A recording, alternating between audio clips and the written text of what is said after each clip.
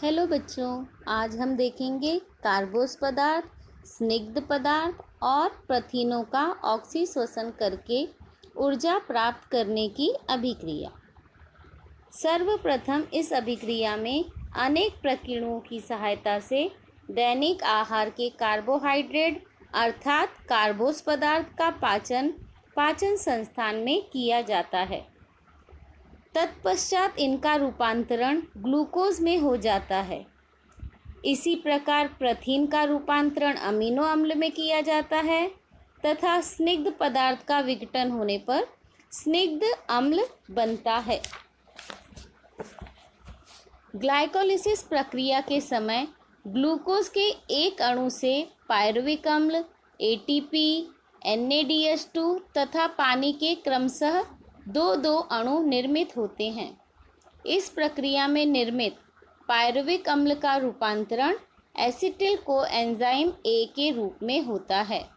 इसी के साथ NADH2 तथा CO2 के दो अणु मुक्त होते हैं। अगले स्टेप में क्रेब्स चक्र में एसिटिल कोएंजाइम A के अणु तंतु कणिका में प्रवेश करते हैं तथा एक चक्रीय श्रृंखला अभिक्रिया आरंभ हो जाती है। इस चक्रीय अभिक्रिया के समय एसिटिल कोएंजाइम A के एसिटिल भाग का पूर्ण ऑक्सीकरण होता है।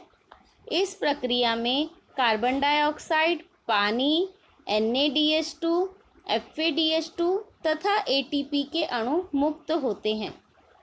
तीसरे चरण में ETC अभिक्रिया के समय प्रथम दो चरणों में निर्मित NADH2 तथा FADH2 का उपयोग ATP अणु प्राप्त करने के लिए किया जाता है।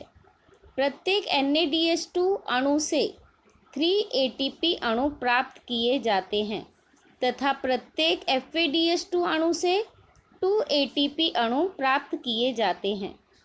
इस प्रकार ग्लूकोज के एक अणु का ऑक्सीकरण ऑक्सीजन की उपस्थिति में होने पर ATP के 38 अणु उत्पन्न होते हैं।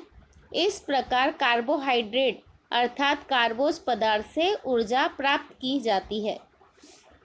दैनिक आहार में कार्बोहाइड्रेट अपर्याप्त मात्रा में होने पर प्रथिन या स्निग्ध पदार्थ का उपयोग ऊर्जा उत्पादन के लिए किया जाता है। स्निग्ध पदार्थ से स्निग्ध अम्ल तथा प्रथिन से अमीनो अम्ल बनते हैं।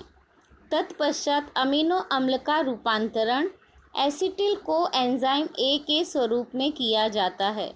इस प्रकार पुनः TCA चक्र द्वारा एसिटिल कोएंजाइम A ऊर्जा उत्पन्न कर सकता है।